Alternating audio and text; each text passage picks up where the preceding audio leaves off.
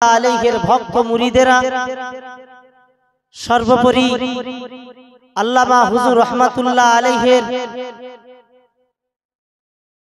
সকলেই জানাকে এক বাক্যেই আমরা জানি, সে আল্লামা হুজুরের ভালোবাসার মানুষেরা। আমার হৃদয় থেকে সকলকে আন্তরিক শ্রদ্ধা ও ভালোবাসা জানাচ্ছি। আজকে মাদ্রাসায় গুটি কত কথা আপনাদের সামনে আলোচনা করার নিয়ত করছি।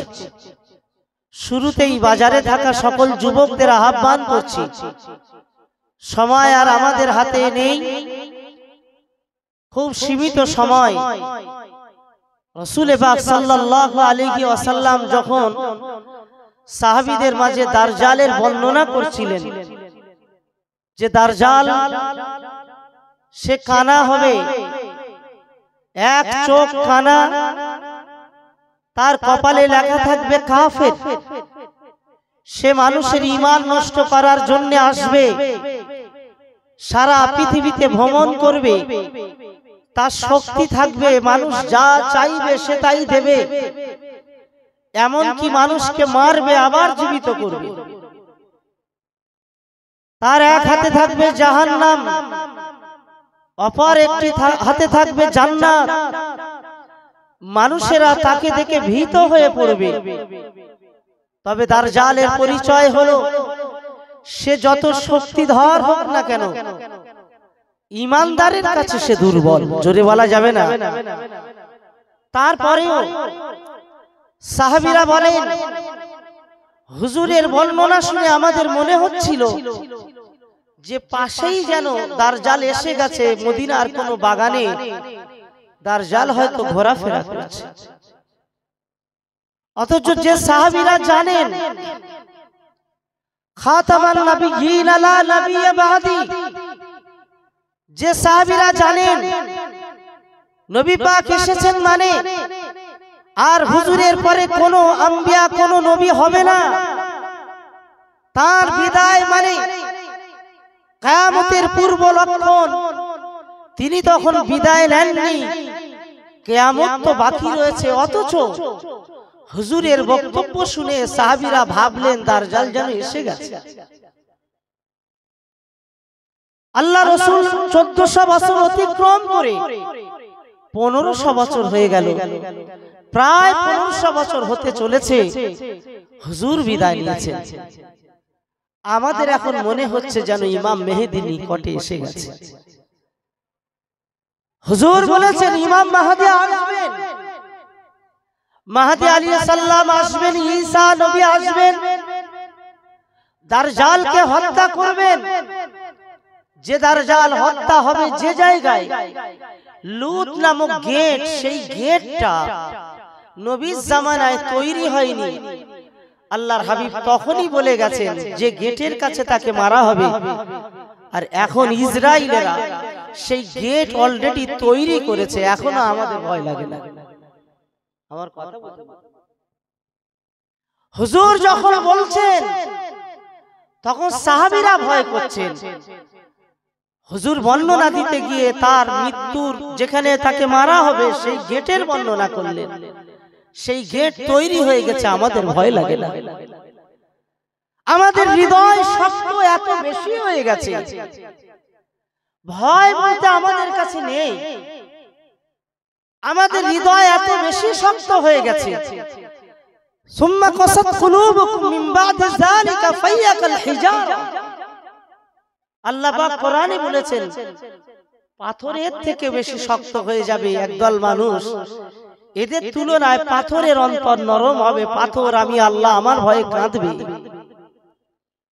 পাথর কাঁদে, মানুষ কাঁদে না। আজ যে জায়গা, যে মাহফিল, একটা সওয়াব নয়, দুটো সওয়াব। একদিকে তো জান্নাতের বাগান সব এলাকায় হয়, কিন্তু মাদ্রাসা কেন্দ্রিক জান্নাতের বাগান বানানো, এখানে দুটো লাভ পাওয়া যায়। এক তো হলো ইলম অর্জন করা যায়, অপর দিকে এই প্রতিষ্ঠান কোরআনের বাগানের মালি বানা যায়। মালি তৈরি হওয়া মানে কি? আপনি ফুলগুলোকে যত্ন করার জন্য আপনি একজন মালি হয়েছেন, কর্মচারী হয়েছেন। আল্লাহ পাকের বিনিময় দেবেন। যে ওয়াদা করেছেন সে ওয়াদাটা হলো হাসরের ময়দানে কোরআন আপনাকে সুপারিশ করবে। জোরে হবে না? আর একটু জোরে হবে না? নারে তাকবীর। আমরা কে চাই না যে আমাদের সুপারিশ হোক? আমরা তো সকলেই চাই আমাদের সুপারিশ হয়ে যাক। আল্লাহর কোরআন যদি সুপারিশ করে আর কোনো তো উপায় নেই। জানেন হাদিসে এসেছে কিয়ামতের কঠিন ময়দানে, হাসরের ময়দানে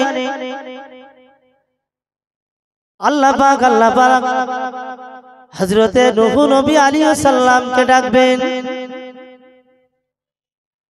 আল্লাহ নবী নূহকে ডেকে বলবেন, ও আমার নবী নূহ, তোমার উম্মতেরা তোমার বিরুদ্ধে নালিশ করেছে আমি আল্লাহ আমার দরবারে।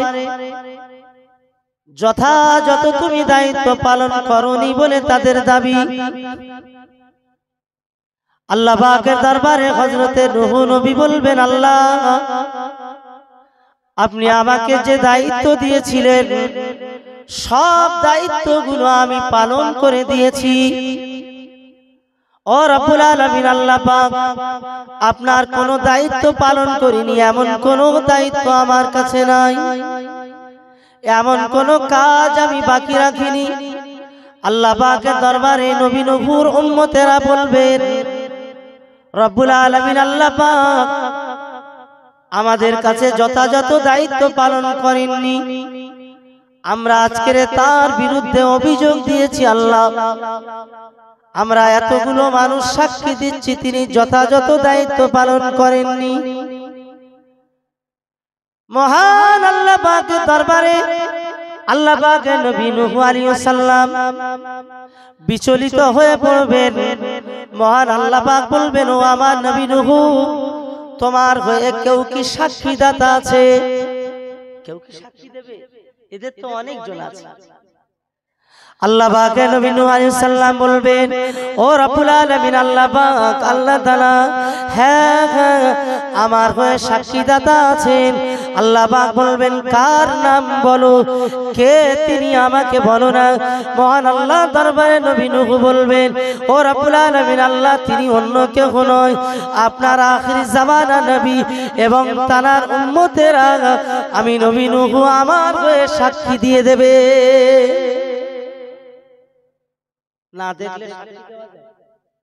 না দেখলে সাক্ষী দেওয়া যায়,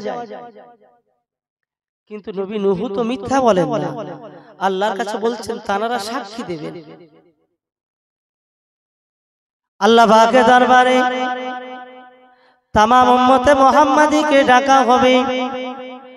আমার নবী আখির জামানা নবী হাবিবুল্লাহকে আল্লাহ পাক সাক্ষীদাতা হিসাবে ডাকবেন, উপস্থিত করবেন। হযরতে নবী নূহ আলাইহিস সালাম মহান আল্লাহ দরবারে ধরা পড়ে গেছেন। জবাব করতে হবে, জবাব দিতে হবে। আজ তার উম্মতেরা তার বিপক্ষে দাঁড়িয়ে গেছে, তার কওমের মানুষেরা সেই জামানার মানুষেরা তার বিপক্ষে দাঁড়িয়ে গেছেন। এই সময় কি জবাব দেবেন তিনি? এমন একটা মুহূর্তে কওমের মানুষেরা বলতে লেগেছেন, ও রব্বুল আলামিন আল্লাহ পাক নবী নূহ আবার মিথ্যা কথা বলছেন। রব্বুল আলামিন আমরা তো তার জামানার কওম, তার জামানার উম্মত, আমরা তো বলছি তিনি দায়িত্ব পালন করেননি, তিনি আখিরি জামানার নবী কথা আপনার সামনে বলেছেন। ও রব্বুল আলামিন আমরা নবী নূহ জামানার মানুষ, এই নবী নূহর পরে কত না নবী এসেছেন। রব্বুল আলামিন আল্লাহ পাক মুসা আলাইহিস সালাম এসেছেন, ঈসা রূহুল্লাহ এসেছেন। ঈসা নবীর পরে আল্লাহ পাক রব্বুল আলামিন এত বছর পরে 1400 বছর পরে রব্বুল আলামিন আল্লাহ পাক আপনার আখিরি জামানার নবী এসেছেন। আল্লাহ পাক এত বছর কি বছর চলে গেল, আপনি বলুন না নূহ আলাইহিস সালাম কবে আসলেন? আর তার উম্মতের খবর আখিরি জামানার নবীর উম্মতেরা কেমন করে শোনাবে? তারা কি আমাদের দেখেছে? তার মানে নূহ মিথ্যাবাদী, যে যা ছাড় পাওয়ার চেষ্টা করছে। রব্বুল আলামিনের দরবারে আবার জিজ্ঞাসা করবেন ও নবী নূহ তুমি কি সত্য কথা বলছো আল্লাহ পাক ও রব্বুল আলামিন আল্লাহ পাক আপনি আখিরি জামানার নবীর উম্মতদেরকে ডেকে তাদেরকে জিজ্ঞাসা করুন আমার হয়ে তারা সাক্ষী দেবেন আল্লাহ আপনার আখিরি জামানার নবী আমার হয়ে সাক্ষী দেবেন মহান আল্লাহ পাক আল্লাহ তাআলা ওই সময় আমার আল্লাহ পাক আমাদেরকে ওই সময় ডাকবেন ঈমানদার আমার নবীর উম্মত উম্মতিদেরকে ডাকবেন যারা প্রকৃত উম্মত উম্মতি হবেন যারা কোরআনকে বিশ্বাস করে নিয়েছেন এই সমস্ত মানুষদেরকে আল্লাহ পাক ডাকবেন ডেকে জিজ্ঞাসা করবেন তোমরা নূহ আলাইহিস সালামের হয়ে সাক্ষী দিতে পারো আল্লাহ দরবারে ওই সময় জবাব দেবেন আল্লাহ হ্যাঁ হ্যাঁ আমরা সাক্ষী দিতে পারি আপনার নবী নূহ আলাইহিস সালাম সত্যবাদী তিনি সঠিক নবী ছিলেন এবং আপনার দেওয়া দায়িত্ব সবগুলো পালন করেছেন একবার জোরে হবে না আচ্ছা আমরা না দেখে সাক্ষী দেব কিভাবে জবাব দিতে পারেন এই প্রশ্নের উত্তরটা আছে আপনাদের কাছে জানেন কি কিভাবে সেটা কিভাবে আপনি বলবেন হ্যাঁ আল্লাহর কাছে তো দুনিয়ার মানুষের কাছে মিথ্যা কথা বলে পার পেয়ে যান আল্লাহর কাছে কি পার পাওয়া সম্ভব কেউ মিথ্যা বলতে পারে রব্বুল আলামিনের দরবারে तमाम উম্মতেরা দাঁড়িয়ে থাকবেন আমার আপনার নবী নূর নবী হাবিবুল্লাহ জনাবে মুহাম্মদুর রাসূলুল্লাহ সাল্লাল্লাহু আলাইহি ওয়াসাল্লামের সকল উম্মতেরা কিভাবে সাক্ষী দেবেন মহান আল্লাহ দরবারে জবাব হয়ে যাবে ও রব্বুল আলামিন আমরা কিভাবে সাক্ষী দিই ওয়া কাযালিকা জাআলনাকুম উম্মাতান ওয়াসাতান লিতাকুনু শুহাদা আলান নাসি ওয়া ইয়াকুনুর রাসূলু আলাইকুম শাহীদা ও রব্বুল আলামিন আল্লাহ পাক আপনি তো কোরআন নাযিল করেছেন আপনি তো কোরআন দান করেছেন আপনার কোরআন এই কোরআনটা তো আপনার বাণী এই কোরআন তো আমাদের কথা নয় আপনার প্রত্যেকটা কথা সত্য সত্য রব্বুল আলামিন আপনি ওই কোরআনের ভিতরে আখিরি জামানার নবী আসার আগে নূহ নবীর কথা বর্ণনা করেছেন আপনার নবী নূহ আলাইহিস সালাম সত্য নবী ছিলেন আপনার নবী নূহ সব দায়িত্ব পালন করেছেন আল্লাহ পাক আল্লাহ তাআলা আপনার নবী নূহ কোন দায়িত্ব থেকে তিনি নিজের মুখটা ঘুরিয়ে নেননি আল্লাহ পাক প্রত্যেকটা দায়িত্ব পালন করেছেন ও রব্বুল আলামিন সাক্ষী দিয়েছেন তো আপনি আপনার কোরআন তো সত্য কোরআন আপনার কোরআন সত্য কোরআন আমরা পড়েছি ওই কোরআনে প্রমাণ হয় আপনার নবী নূহ সত্যবাদী তার মানে আমরাও সাক্ষী দিচ্ছি আল্লাহ আপনার কোরআন অনুসারে আপনার কথা যদি সত্য হয় আপনার কথা সত্য নবী নূহ তিনি সত্য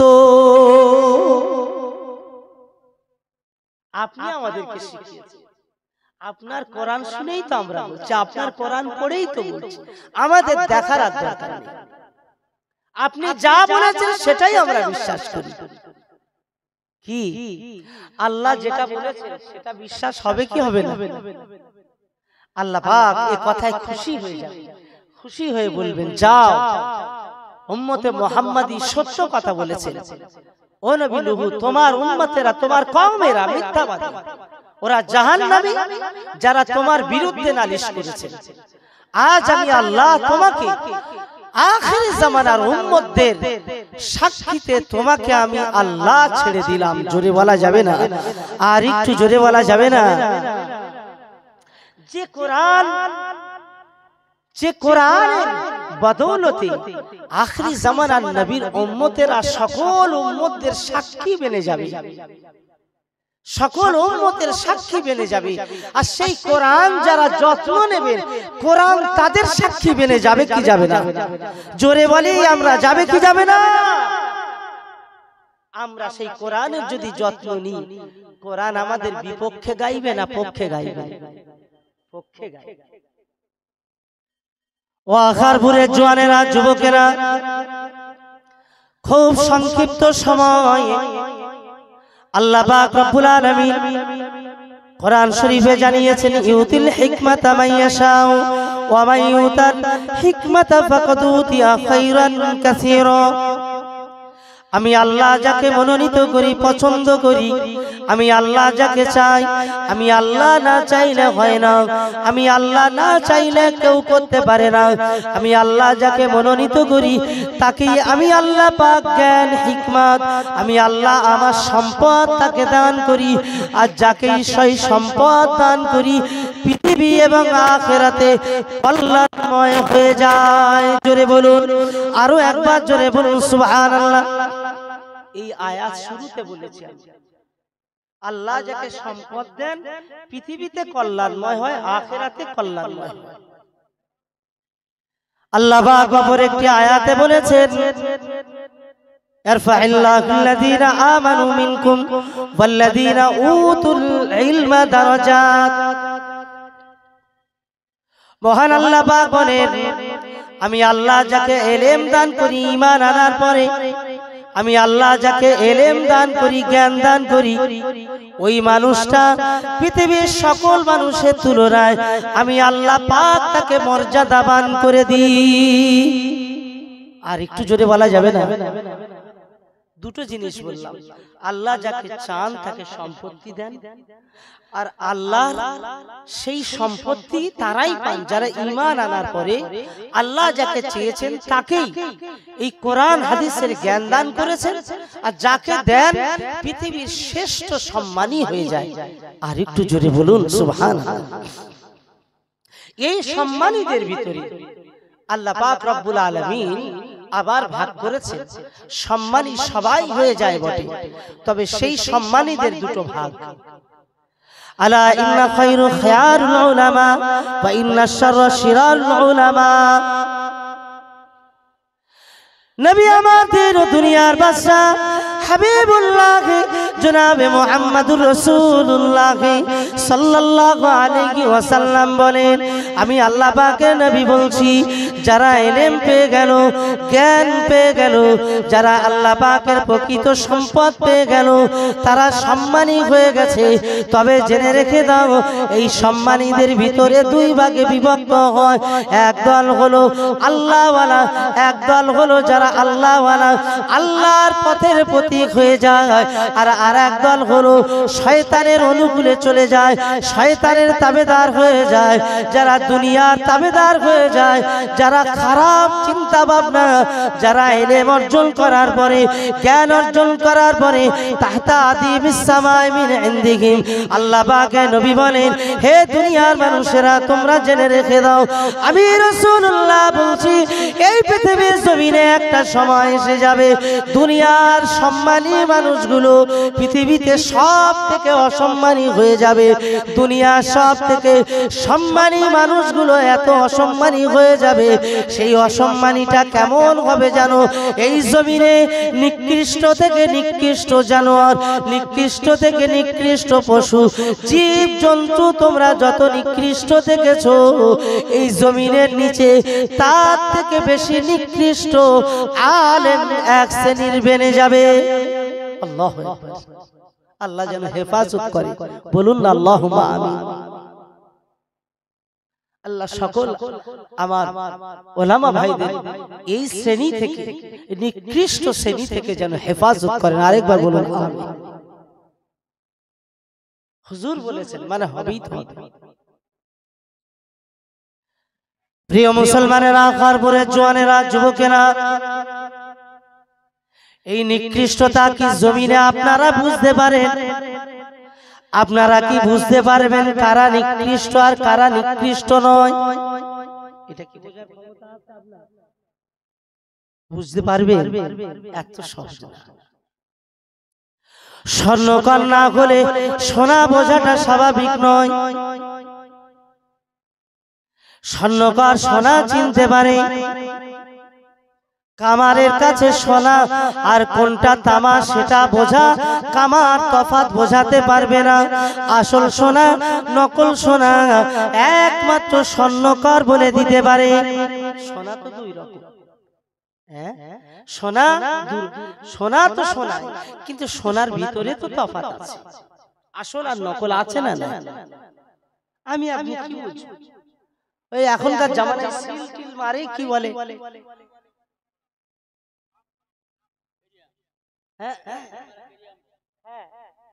কেডিএম নাকি সোনা, ওই সিল টিল দেখে আমরা বলতে বলি ও আচ্ছা এটা কেডিএম এর সোনা, ওটা একটা কোম্পানি।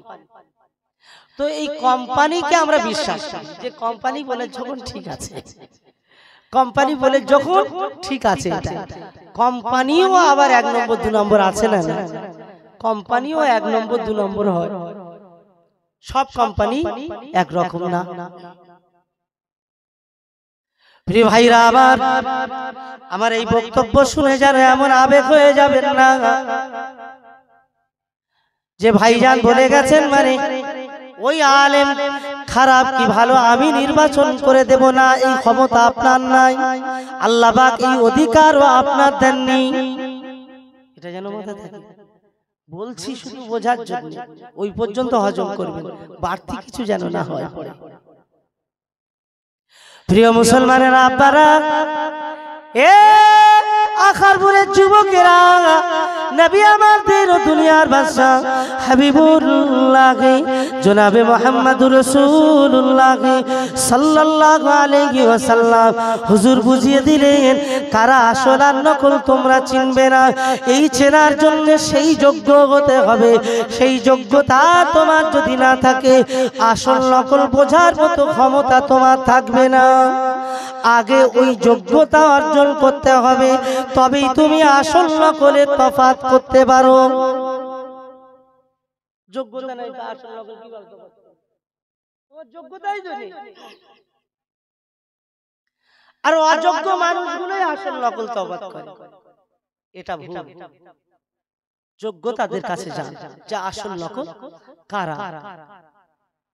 আমি আসল নকলের তফাৎ একটা করে দিয়ে যাই, আপনি সহজেই অনুভব করবেন। আল্লাহ পাকের নবী পাক জবানে জানিয়েছেন কিয়ামতের কাছাকাছি হয়ে যাবে, দুনিয়া শেষ মুহূর্ত হয়ে যাবে, কিয়ামতের কাছাকাছি সময় এমন একটা সময় এসে যাবে যে সময় মানুষ নিজেদের স্বার্থের জন্য, নিজেদের স্বার্থের জন্য, নিজের লাভের জন্য, নিজের সম্মানের জন্য, নিজের দুনিয়া কামায়ের জন্য মানুষ লালায়িত হয়ে পড়বে। ওই সময় মানুষ লালায়িত এমন হয়ে পড়বে, আমার সম্মান কিভাবে বাঁচবে, আমি কিভাবে সম্মানিত হব, আমি কিভাবে সম্মানের আসন আমি পাবো, আমি সবার থেকে বড় হয়ে যাব, এই রকম চিন্তা ভাবনা নিয়ে দুনিয়ার মানুষেরা বেড়াবে বেশিরভাগ। কিন্তু জানো জানো ওই জামানায় দেখতে পাওয়া যাবে যারা আল্লাহ ওয়ালা হবে, যারা আল্লাহর পেয়ারা হয়ে যাবে, যারা যোগ্য আলেম হয়ে যাবে, ইন্নামা ইয়াখশাল্লাহ মিন ইবাদিহিল উলামা। আল্লাহ পাক রব্বুল আলামিন কোরআনে তাদের পরিচয় দিয়ে দিলেন। এ মুসলমানেরা, নবীর উম্মতেরা, খুব চেনা সহজ, খুব চেনা সহজ, আল্লাহ চেনাটা সহজ করে দিয়েছে। ইন্নামা ইয়াখশাল্লাহ মিন ইবাদিহিল উলামা। একবার বলুন আল্লাহু আকবার। কি এর কথাটার অর্থ কি? এই কথাটার অর্থ হলো এটাই, আমার আলেম বান্দারা আমাকে যারা আমার জ্ঞান অর্জন করে আমি আল্লাহ আমাকে চিনে নেবে, আমি রব, আমি খালিক, আমি মালিক, আমি আল্লাহ কারো অহংকার সহ্য করি না, আমি আল্লাহ কারো আত্মগরিমা সহ্য করি না, আমি আল্লাহ পাক কারের বড়ত্ব সহ্য করি না। যখন কোন আলেম জেনে যাবে ওই আলেমটা আমি আল্লাহ পাক আমাকে ভয় করবে, আমি আল্লাহ আমাকে ভয় করবে, আমি আল্লাহ সর্ব অবস্থায় আমাকে ভয় করে নিজেকে গোপন করতে চাইবে, নিজেকে ছোট করতে করতে এত ছোট করবে, এত ছোট করবে দুনিয়ার মানুষ তাকে বুঝবে না। একবার জোরে বলেন, নিজেকে সবসময় ছোট করবে, যা আমি সব থেকে মনে হয় খারাপ, আমি সব থেকে মনে হয় ছোট, আমি সব থেকে মনে হয় আমলে কম, আমি সব থেকে আমলে কম। আমি মাঝে মাঝে ইতিহাসগুলো পড়ি আর চমকে উঠি যে আমরা ওই কোয়ালিটি আমাদের ভিতরে কিভাবে আনতে পারি। তো সম্ভব নয়, এ তো সম্ভব না। মুজাদ্দিদুজ্জামান দাদাবি রহমাতুল্লাহ আলাইহি বসিরহাট আল্লামা বড় মাওলানা হুজুর রুহুল আমিন সাহেব রহমাতুল্লাহ আলাইহি, এ আখারপুরের জওয়ানেরা, যুবকেরা, এ বাংলার আলেমেরা, আমার মুজাদ্দিদুজ্জামানের সিলসিলার খাদেমেরা মুজাদ্দিদুজ্জামানের হাতে বায়াত হয়ে গেলেন বড় মাওলানা আল্লামা হুজুর রহমাতুল্লাহ আলাইহি। ইতিহাস পড়ে জানতে পারি আল্লামা হুজুরের দরবারে, আল্লামা হুজুরের কাছে 1 তারিখ আল্লামা হুজুর গাছের গোড়াতে বসে বসে একটু ঘুমিয়ে পড়েছেন, ক্লান্ত হয়ে গেছে, ঘুমিয়ে পড়েছে। এমন একটা সময় আল্লাহ পাকের মাহবুব বান্দা হযরত খিজির আলাইহিস সালাম এসে আল্লামা হুজুরের দরবারে বললেন, বাবা রুহুল আমিন তুমি একটু মুখটা হা করো। আল্লাহ পাকের মাহবুব বান্দা আল্লামা বড় মাওলানা হুজুর রহমাতুল্লাহ আলাইহি মুখ হা করলেন, আর খিজির আলাইহিস সালাম এসে তার মুখের লালাখানা থুতু নিয়ে আল্লামা হুজুরের মুখেতে দিয়ে দিয়েছে। জোরে বলবেন না প্রিয় ভাইরা, এই মানুষটার এলেমের কথা আমি কি বলবো, তারা ওস্তাদরাই বলে ফেলেছিলেন, রুহুল আমিন কি খেয়েছো? বললেন না হুজুর কিছু তো খাইনি। না কিছু খেয়েছো বলো, কিছু খেয়েছো বলো। বলতে চাননি, খুব জোর করাতে বলে ফেলেছিলেন, হুজুর আমার রাতের বেলা এরকম একটা ঘটনা। আল্লাহ পাক রব্বুল আলামিন খিজির আলাইহিস সালামকে আল্লাহ ইলমে লাদুন্নি দান করেছিলেন। কোন ইলম দিয়েছিলেন? ইলমে লাদুন্নি, আল্লাহ প্রদত্ত ইলম। আল্লাহ পাকের মাহবুব বান্দা হযরতে খিজির আলাইহিস সালাম হযরতে নবী মুসা কালিমুল্লাহ তার কওমের মাঝে বক্তব্য দিতে দিতে তিনি বক্তব্যে একেবারে মশান হয়ে গেছে।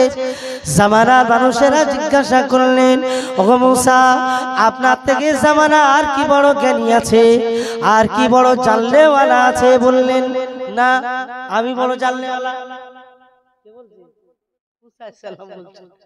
আমি নবী জলিলুল কদর নবী, আল্লাহর সঙ্গে কথা হয়, আমার থেকে জানলেওয়ালা কে হবে?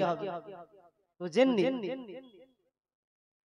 জলিলুল কদর নবী হযরতে মুসা আলাইহিস সালাম যেই নাই বলে ফেলেছে, আল্লাহ পাকের দরবারে খবরটা পৌঁছে গেল। আল্লাহ পাক সামিউম বাসির, শুনতে পান, দেখতে পান। জোরে বলুন সুবহানাল্লাহ। সব শুনতে পান। আল্লাহ পাক সঙ্গে সঙ্গে আওয়াজ করে দিলেন, মুসা ভুল বললে। বলে আল্লাহ কি ভুল বলেছি? আমি তো ঠিকই বললাম। না তুমি ভুল বলেছো। মুসা সাল্লাম একেবারে ঘেমে গেছেন। আল্লাহ বলছেন, আয় মুসা তুমি যে বলো তোমার থেকে জ্ঞানী নাই, কিন্তু না আছে, আল্লাহ আমার থেকে আমাকে নবী বানিয়েছে। একটু দরুদ শরীফ আল্লাহ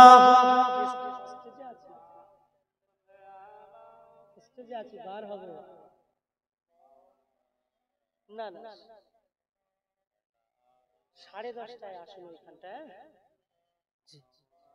হ্যাঁ হ্যাঁ ঠিক আছে ঠিক আছে। আলহামদুলিল্লাহ ভাই জায়গা যেতে হবে তো তারাও জ্বালায় ফোন করছে। কি বললাম?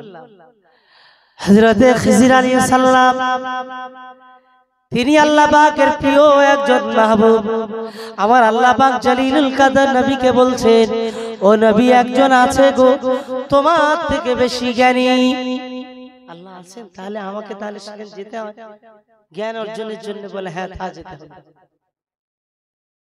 একবার ভেবেছে হযরতে নবী মুসা আলাইহিস সালাম নবী, হ্যাঁ, আর কিতাবে এসেছে খিজির আলাইহিস সালাম একজন আল্লাহর প্রিয় মাহবুব বান্দা। কেউ বলেছেন নবী, মতভেদ আছে, তবে মাহবুব হিসাবে গ্রহণযোগ্য মত নবী যাবেন মাহবুবের কাছে, শিখতে যাবেন। এই জন্য বড়াই টড়াই করা ঠিক না।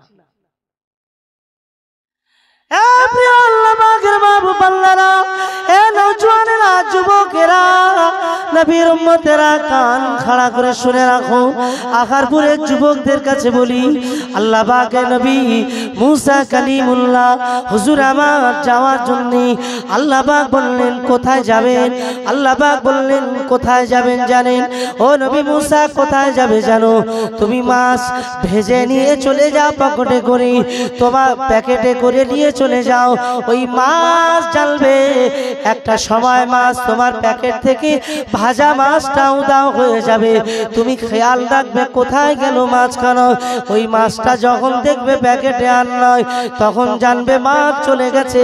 যে রাস্তা দিয়ে মাছ চলে গেছে ওই রাস্তা দিয়ে তুমি যেতে শুরু করবে। দেখতে পাবে দরিয়ার মাঝে এক আল্লাহ পাক, আমি আল্লাহ আমার একজন মাহবুব বসে আছেন। যাও চলে যাও। হযরতে মুসা কালিমুল্লাহ হুজুর আমার মাছ ভেজে নিয়ে তিনি চলে গিয়েছিলেন। যাওয়ার পরে দেখতে পাওয়া গেল ওই মাছটা একটা সময়ে প্যাকেট থেকে বার হয়ে একা একা জীবিত হয়ে দরিয়ার মাঝে চলে গিয়েছে। আল্লাহ পাক রব্বুল আলামিন সব পারে কি পারে না? পারে না। কোরআনে এই বিষয় ঘটনা এসেছে। হযরতে খিজির আলাইহিস সালামের কাছে গিয়ে হাজির। কে আপনি, পরিচয়, অনেক আলোচনা। হযরতে খিজির আলাইহিস সালাম তিনি বলেছিলেন, ও মুসা আপনি তো বনি ইসরাইল কওমের নবী। বললেন হ্যাঁ আমি নবী। তো জি আমি নবী। আল্লাহ পাক আমার কাছে আপনাকে পাঠিয়েছেন, আপনি আমার কাছ থেকে ইলম নেবেন, কিন্তু নেওয়ার আগে আপনাকে সময় দিতে হবে। সহ্য করতে পারবেন না, আমার কথার উপরে কথা বললে হবে না। আপনি কি ধৈর্য রাখতে পারেন? আপনি কি ধৈর্য কি ধরতে পারবেন? ধৈর্য রাখতে পারবেন? ধৈর্য রাখার ক্ষমতা মনে হয় আপনার নেই। বলে না না হুজুর আমি ধৈর্য রাখবো, আমি ধৈর্য রাখবো, অসুবিধা নেই। ঠিক আছে। শেষমেশ তিনি ধৈর্যের বাঁধ হারিয়ে ফেলেছেন। সোজা কথা, ধৈর্যের বাঁধ হারিয়ে ফেলেছেন। হযরত খিজির আলাইহিস সালাম বললেন, ও আমি তো বললাম শুধু আপনি ধৈর্যের বাঁধ হারিয়ে ফেলবেন। হলো না, হলো না। আপনি ইলম নেওয়ার মতো ক্ষমতা আপনার হয়নি। প্রিয় মুসলমানেরা, এ নওজওয়ানেরা, সোনার মানিকেরা, ইলম এমনি পাওয়া যায় না, ধৈর্যের বাঁধ রাখতে হয়। ধৈর্য রাখতে হবে। আল্লাহ পাক রব্বুল আলামিন, আল্লাহ পাক রুহুল আমিন সাহেব রাহমাতুল্লাহ আলাইহি বশিরাত হুজুরকে আল্লাহ পাক এত ইলম দান করেছিলেন। হুজুর নিজের ধৈর্য রাখার জন্য, নিজের বড়ত্ব অহংকার চূর্ণ করার জন্য সোজা চলে গেছে আমার দাদা পীর রাহমাতুল্লাহ আলাইহির দরবারে। দাদা পীর হুজুরের দরবারে যাওয়ার পরে সেখানে মুরিদ হলেন। মুরিদ হওয়ার পরে এত বড় আলেম মুরিদ হয়েছেন। আমার দাদা পীর রাহমাতুল্লাহ আলাইহির হাতে মুরিদ হওয়া মানে, মুরিদ মানে কি জানেন? পীর যখন যেটা বলবেন নিজেকে বিলিয়ে দেওয়া। যে মানুষটা বিলিয়ে দিলেন পীরের কাছে, পীর যখন যেটা বলবেন সেটা শুনবেন। পীর হলো ওস্তাদ, মুরিদ হলো ছাত্র। কিন্তু একটা সময় দেখতে পাওয়া গেল আল্লাহ পাক রব্বুল আলামিনের মাহবুব বান্দা আমার আপনার পীর মুজাদ্দিদুজ্জামান আমিরে শরিয়ত কুতুবুল আলম হুজুর আমার নিজের মুরিদকে দেখে উঠে দাঁড়িয়ে পড়েন। জোরে বলেন সুবহানাল্লাহ। নিজের মুরিদকে দেখে উঠে দাঁড়ান। হুজুর আমার বিনয়ী হয়ে বলেছিলেন, ও আমার পীর আপনি কেন আমার দেখে এমন দাঁড়ান? হুজুর জবাবে বলেছিলেন, ও বাবা রুহুল আমিন, বাবা সুফি সাহেব রে বাবা, আমি আবু বকর, আল্লাহ পাক আমার চোখ দিয়েছে, যে চোখে আমি দেখতে পাই। আল্লাহ তোমার কত ইলম দিয়েছেন বাবা, তোমার ইলমের মর্যাদায় আমি আবু বকর দাঁড়িয়ে যাই। আমার চোখে তোমার ইলম দেখতে। আমার দাদা পীরের চোখটা কি চোখ ছিল? হ্যাঁ, আমার দাদা পীরের চোখ এ আমাদের চোখের মতো চোখ না। আল্লাহ পাক অন্তর চক্ষু দিয়েছিলেন, যে চক্ষুতে দেখতে পেতেন তার ইলমের কতটা দূরত্ব। কিন্তু আমি আপনাকে শোনাতে চাইছি, আল্লাহ পাক দু ধরনের আলেমের কথা বলেছে। আমি আল্লাহ পাকের ভালো আলেম যারা, তাদের পরিচয়টা একটু দিতে চাইলাম। আমার মুজাদ্দিদুজ্জামান দাদাবি রহমাতুল্লাহ আলাইহি নিজের মুরিদকে নিয়ে আরবের জমিনে গেছেন। কোথায় গেছেন? আরবের জমিনে। এ আখারপুরের জওয়ানেরা, যুবকেরা, আরবের জমিনে গিয়ে মুজাদ্দিদুজ্জামান দাওয়াত পেয়েছেন, সেখানে গিয়েছেন। বহু আলেম ওলামারা, মুহাদ্দিসেরা, সাধারণ কোন আলেম ওলামা সেখানে নাই, সাধারণ কোন মাওলানা সেখানে নাই। সেখানে যোগ্য আল্লাহ পাকের আলেম বান্দারা সেখানে আছেন। বড় বড় জ্ঞানী আলেম, জবরদস্ত আলেম, ফকিরা সেখানে গিয়েছেন। আল্লাহ পাকের মাহবুব বান্দা মুজাদ্দিদুজ্জামান আমিরে শরিয়ত কুতুবুল আলাম হুজুর সেখানে গিয়েছেন সঙ্গী করে। আল্লামা হুজুরকে নিয়ে গেছেন। বাবা রুহুল আমিন, চলো না বাবা। হুজুর সেখানে যাওয়ার পরে রাত হয়ে গেছে। সন্ধ্যার পরে বড় বড় আলেমেরা বিশ্রাম করছেন, আর বসিরহাট আল্লামা রুহুল আমিন সাহেব বড় মাওলানা হুজুর গিয়ে বড় বড় আলেমদের খেদমত করার জন্য পাশে গিয়ে কারের পা টিপে দিচ্ছেন, কারো একটু মাথা টিপে দিচ্ছেন, কারো একটু কপাল টিপে খেদমত করে দিচ্ছেন। জোরে বলুন সুবহানাল্লাহ। দেখেন না, এখন জলসা মাহফিল হলে আলেম ওলামারা এক জায়গায় জড়ো হলে কিছু মানুষ গিয়ে একটু পা টিপে দেয়, মাথা টিপে দেয়, সব করে না। ভোলা ভাই বলে একজন আছে বেড়াচকের ওদিকে বাড়ি, জানেন, তার হাত সুসু করে। সে আলেম ওলামা দেখলে মনে করেন আপনি দাঁড়িয়ে আছেন, তো ও যদি কোনো জায়গায় বসে থাকে, ও সঙ্গে সঙ্গে পা টেপা শুরু করে দেবে। ও দাঁড়িয়ে আছে, আপনি বসে আছেন, তো ঘাট টেপা শুরু করে। ভোলা বলে না, তোকে সবাই ভালোবাসে ভাইটা, এত সৎ, এত ভালো। ওর জিজ্ঞাসা করেছে একদিন, তোমার কি হয় বলো তো দেখি। বলে হুজুর হাত সুসু করে। মানে আলেম ওলামা দেখলেই ও গা হাত টিপে। তো অনেক মানুষ এমন আছে না আলেম ওলামাদের খেদমত করতে ভালোবাসে না। আল্লামা হুজুর রহমাতুল্লাহ আলাইহি তিনি ওই রকম গিয়ে খেদমত করছেন। লোকে মনে করে হয়তো আরব সরকার খাদেম লিখেছে, আমরা এসেছি একটু খেদমত করে দিচ্ছে, পেশাবের পানি তুলে দিচ্ছে, কোথায় একটু উজুর পানি তুলে দিচ্ছে, ইস্তেঞ্জার পানি তুলে দিচ্ছে। সাধারণত আমরা যেটা দেখি সেই কাজগুলো উনি করছেন খুব ছোট মানুষের মতো। আহারে, কে চেনে কার ভিতরে কি আছে? আল্লাহ পাকের মাহবুব বান্দা, আমার আপনার পীর আমির শরিয়ত কুতুবুল আলাম মুজাদ্দিদুজ্জামান দাদাবি রহমাতুল্লাহ আলাইহি মাহফিলে ওয়াজ করতে গিয়েছেন। দাওয়াত তানার তিনি বক্তব্য দেবেন।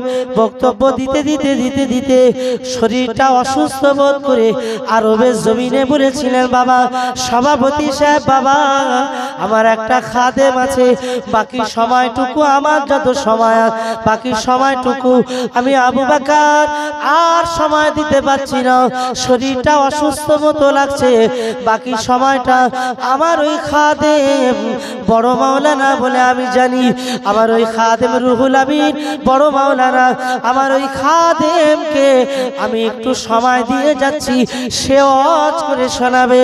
সবাই অবাক হয়ে গেল, হুজুর নেমে যাবে, খাদেম ওয়াজ করবে, এটা তো কেউ মেনে নেবে না। হুজুর বলেছিলেন, বাবারা কিছু মনে করো না, আমি আবু বকর বলে গেলাম, রুহুল আমিনের ওয়াজ একবার শুনে দেখো। আল্লাহর মাহবুব বান্দা, আল্লাহ পাকের ওলি বান্দা, আল্লামা রুহুল আমিন সাহেব রহমাতুল্লাহ আলাইহি বড় মাওলানা হুজুর সবাই মনে করেছিলেন খাদেম, সবাই মনে করেছিলেন এই ছোট মানুষটা খাদেম, সবার খেদমত করছিলেন। সেই মানুষগুলো অবাক হয়ে গেলেন, বড় বড় আলেমেরা অবাক হয়ে গিয়েছে।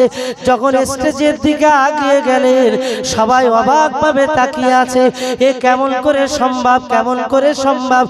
আল্লাহ পাকের মাহবুব আল্লাহ হুজুর বড় মাওলানা হুজুর একাধারে 3 ঘন্টা সময় আরবি থেকে বক্তব্য দিয়েছিলেন। একবার জোরে বলা যাবে না? ক ঘন্টা? 3 ঘন্টা আরবি থেকে বক্তব্য দিচ্ছে। সবাই মারহাবা মারহাবা ইয়া বাঙালি ইয়া বাঙালি করছিলেন।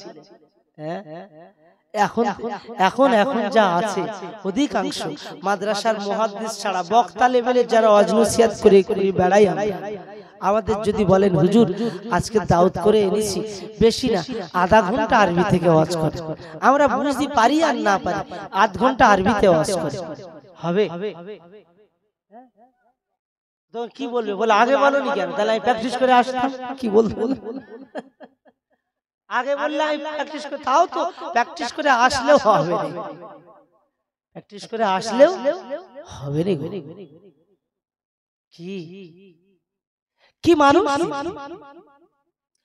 বড় মাওলানা আল্লামা হুজুর রহমাতুল্লাহ আলাইহি হুজুর এত বড় মানুষ, এই মানুষটা নিজেকে গোপন করে রাখতেন। গোপন করে যে আমি ওই রকম না, বিশাল কিছু আমার নামে স্লোগান দাও, না না, গোপন করে রাখতেন। আলা ইন্না খায়রু খিয়ারুল উলামা ওয়া ইন্না শাররা শিরারুল উলামা। রাসূল বলেছেন দুনিয়ার জমিনে ভালো আলেম খারাপ আলেম তাদের সামনে প্রশংসা করলে, ভালো আলেমের সামনে প্রশংসা করলে রেগে যায়, খারাপ আলেমের সামনে প্রশংসা করলে হাসে, মজা নেয়।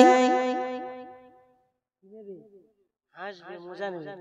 আমার বলতে খুব ভালো হচ্ছে, খুব ভালো হচ্ছে আমার বলছে। এই ভালো আর খারাপের পরিচয়টা কিন্তু আমি একেবারে খুব ছোট করে দিলাম। ভাইজান এখনই আসবে, আমার আর সময় না, আমার ওদিকে যেতেই হবে। আমি বলতে বলতে 45 মিনিট তো আমার বলা যেন এখন শুরু হয়নি। আরো যে আলোচনা শুরু করেছি 1.5 ঘন্টা বললি ভালো হয়, আরো 1.5 ঘন্টা, তাহলে একটা জায়গায় যেতে পারবো।